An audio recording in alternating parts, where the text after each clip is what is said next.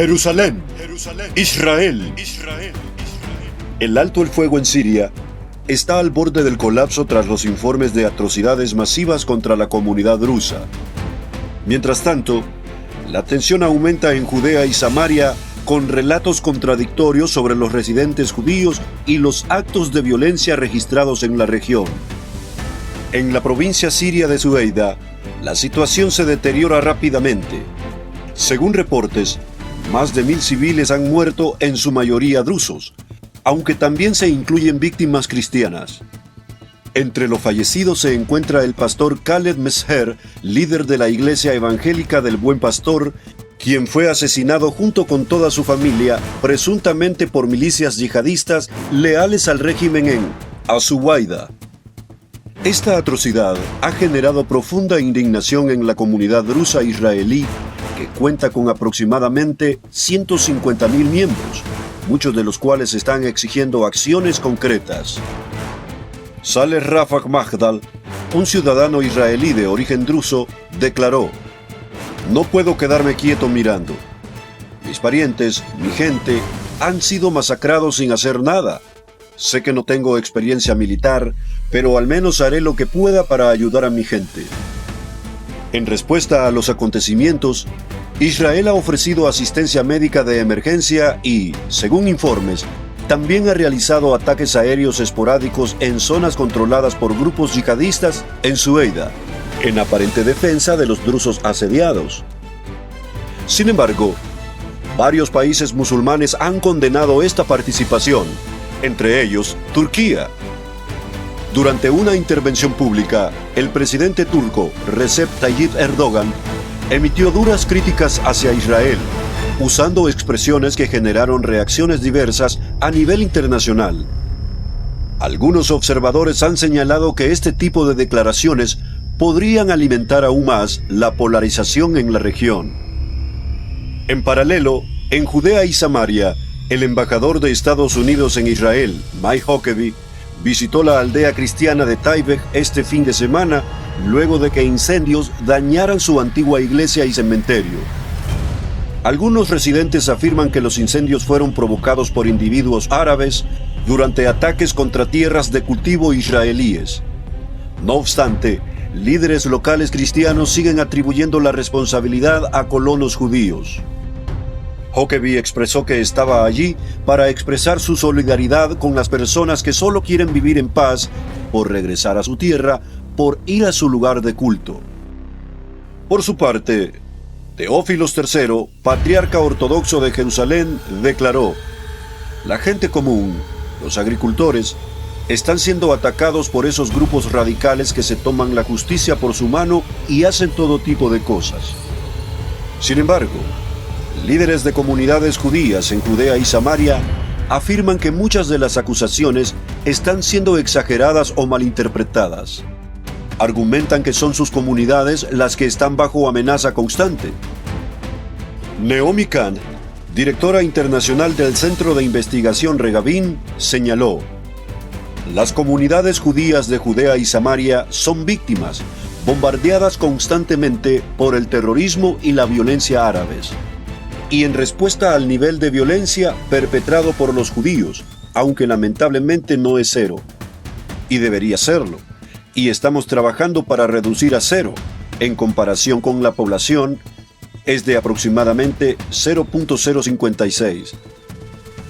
Además, varios israelíes que viven en la región sostienen que muchos de los supuestos ataques contra los palestinos reportados por organizaciones internacionales son, en realidad, casos en los que los judíos responden a provocaciones o actos de violencia previos. Según ellos, estos eventos son frecuentemente malinterpretados por organismos como la ONU. Kahn también expresó: "Al socavar la legitimidad de las comunidades judías en Judea y Samaria, se allana el camino para la creación de un Estado palestino, se debilita la posición de los colonos y, esencialmente, se empaña la reputación moral del ejército israelí". Con el alto el fuego en Siria desmoronándose y las narrativas enfrentadas en Judea y Samaria generando mayor división, la región se enfrenta a una nueva semana de incertidumbre y posibles estallidos de violencia. Pero, ¿qué está pasando realmente en Siria? ¿Cómo entender esta tragedia silenciosa que sigue cobrando vidas y que a menudo ni siquiera aparece en los titulares principales? La provincia de Sueida, de mayoría drusa, ha sido escenario de ataques, desplazamientos y abandono durante años. Pero los recientes informes sobre masacres y asesinatos selectivos, como el del pastor Khaled Mesher y su familia, muestran un deterioro aún más grave. Siria se ha convertido, según muchos analistas, en lo que algunos llaman un estado fantasma. ¿Por qué? Porque tiene una bandera, un asiento en la ONU y un presidente, pero no tiene verdadero control sobre su territorio. Hoy, Siria está dividida en zonas controladas por el régimen de Bashar al-Assad, por grupos yihadistas, por milicias respaldadas por Irán, por fuerzas kurdas, por Turquía y hasta por tropas rusas o estadounidenses. ¿Cómo puede llamarse país a un lugar donde ninguna autoridad ejerce soberanía plena? Mientras tanto, la comunidad drusa, una minoría religiosa muy reservada, ha sido víctima del conflicto. Pero, ¿quiénes son los drusos? Son una rama escindida del Islam chiita con elementos místicos y una fuerte identidad étnica. En Israel, unos 150.000 drusos viven integrados, muchos de ellos sirven en el ejército y en instituciones públicas. Pero fuera de Israel, especialmente en Siria y Líbano, su futuro es mucho más incierto. ¿Quién los defiende? ¿Quién alza la voz por ellos? Y en medio de este caos, Israel ha sido nuevamente señalado y atacado verbalmente por varios líderes del mundo. El presidente turco, Recep Tayyip Erdogan, ha emitido declaraciones muy agresivas contra Israel. ¿Pero realmente ayudan estas palabras a la paz regional o solo encienden más el odio? En América Latina, también se han escuchado voces críticas. Algunos presidentes han acusado a Israel de ser un estado colonial, de cometer genocidio o de violar derechos humanos. Pero esas afirmaciones ¿se basan en investigación objetivas o son partes de una narrativa política que ignora décadas de terrorismo contra ciudadanos israelíes? Mientras tanto, la guerra entre Israel y Hamás en Gaza continúa, con una tensión que no se disipa. Uno de los puntos más dolorosos sigue siendo el caso de los rehenes. Más de un centenar de israelíes, hombres, mujeres, ancianos e incluso niños, siguen secuestrados desde el ataque del 7 de octubre. ¿Dónde está la indignación internacional por ellos? ¿Por qué la condena no es igual para ambos lados?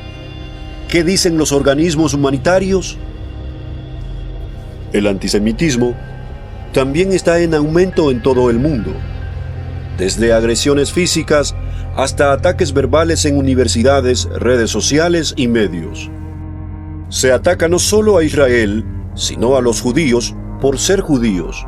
Se pintan símbolos nazis, se justifican atentados, se banaliza el Holocausto. ¿Cómo puede ser esto aceptable en pleno siglo XXI? En el fondo, lo que está en juego no es solo una situación política en Medio Oriente. Lo que está en juego es el valor que damos a la vida humana, a la verdad y a la justicia. Porque cuando se ignora la masacre de civiles en Siria, cuando se minimiza el terrorismo contra Israel, cuando se culpa a los judíos colectivamente por las acciones de su gobierno, no estamos promoviendo paz, estamos repitiendo la historia más oscura del pasado. ¿Y tú, que estás viendo este video, qué piensas? ¿Crees que hay un doble estándar internacional? ¿Por qué se habla tanto de unos crímenes y se ocultan otros? ¿Por qué algunos líderes defienden a grupos que usan a su propia población como escudos humanos? ¿Y por qué otros callan cuando comunidades enteras son masacradas en silencio? Es momento de informarse, de cuestionar y de hablar con claridad, porque el silencio, muchas veces, también es complicidad. Y en conclusión, ¿por qué tanto silencio de los líderes religiosos? ¿Dónde están las voces que deberían alzarse cuando se cometen verdaderas atrocidades? ¿Dónde están los pronunciamientos de aquellos líderes religiosos que tanto espacio ocupan en los medios cuando se trata de señalar a Israel, pero callan cuando los que sufren son cristianos, drusos o kurdos? Un suscriptor nos escribió algo que no podemos ignorar. Él notó que mientras un alto líder del Vaticano condenó públicamente a Israel, no ha dicho ni una sola palabra sobre la quema de iglesias en Siria, sobre el asesinato de un pastor cristiano y toda su familia, o sobre las mujeres kurdas que fueron víctimas de brutalidad en Sueida. ¿Qué pasa con las 12 personas suprimidas junto al pastor Khaled Mesher en su templo en As-Suwaida? ¿Qué pasa con las mujeres escondidas en la casa de Dios que en vez de encontrar refugio encontraron la muerte? ¿Por qué hay tanto silencio religioso cuando los mártires son cristianos en tierra islámica? Lo que es inaceptable es que se exprese más dolor por un templo de cemento que por los seres humanos que aún siguen cautivos en condiciones inhumanas. Esa selectividad moral duele, porque la justicia no puede ser parcial ni la compasión selectiva. No estamos hablando de rumores o especulaciones. Son reportes confirmados por fuentes locales y activistas independientes. Y sin embargo, ni una sola declaración oficial, ni una condena pública por parte de quienes se presentan como defensores de la fe, la dignidad humana y los derechos de los oprimidos. ¿Será que cuando las víctimas no encajan en la narrativa política de moda, simplemente se ignoran? Esta omisión, este silencio selectivo, es profundamente injusto. Porque no se puede hablar de paz ni de justicia si uno solo alza la voz para condenar a unos y guarda silencio absoluto frente al sufrimiento de otros. La vida humana vale igual, ya sea en Gaza, en Jerusalén o en Sueida. Si el pastor eliminado se hubiera encontrado en otro país, en otra circunstancia política, ¿habría sido noticia mundial? ¿Habrían protestado las iglesias? ¿Habría tuiteado el Papa y los sacerdotes de Roma? Lo decimos con respeto, pero también con claridad. No se puede usar la religión como filtro para decidir quién merece compasión y quién no. No se puede callar cuando eliminan a creyentes solo porque eso no encaja en el discurso políticamente aceptable. ¿Y tú que estás viendo este video, qué opinas?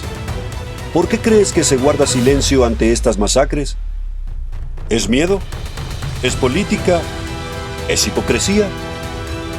No olvidemos a quienes hoy no tienen voz.